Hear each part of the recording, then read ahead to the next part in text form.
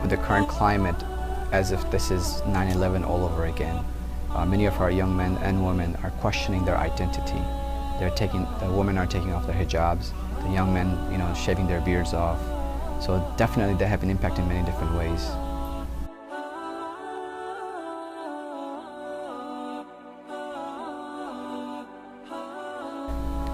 I'm hoping that, these young people stand up to what's happening and not just questioning their faith, right? They're standing up to this bigotry, they're standing up to the current president, and they're really shaping their identity and knowing that they can do this in this country.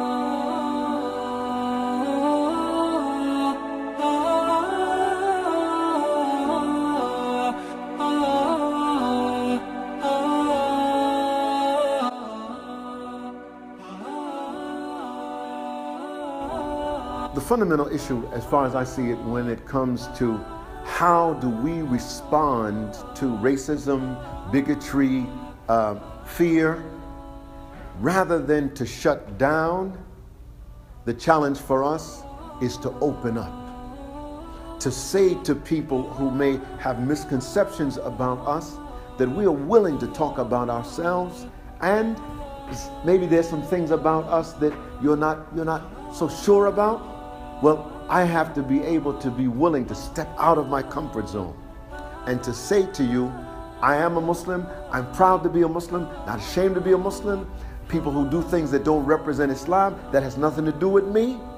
And that, as far as I am concerned as a Muslim in America, I'm here to stay.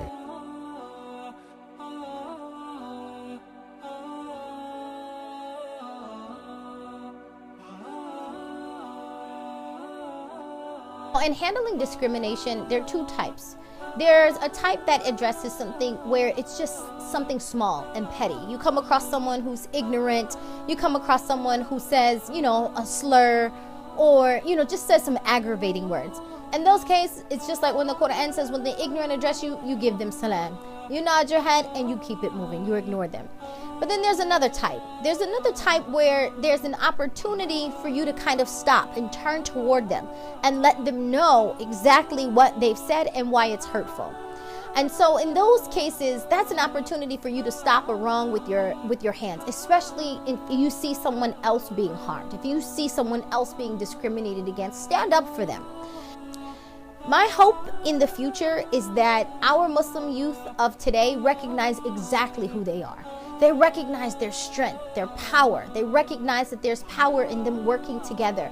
And that all of whatever petty differences that we have, whether it's racial or tribal even, or differences that we have in small differences of school of thought or in our opinion, that those are trivial. And those actually can be something that complement us. They can be something that will provide diversity. We need a lot of diversity and inclusion in order to progress our community.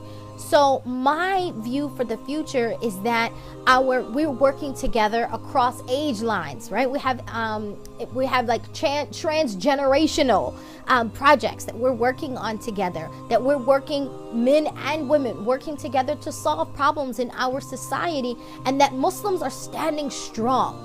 And that the community and the world knows that this is the truth about Islam. This is who we are. But not because we demanded the truth, but because we showed them with our positive action.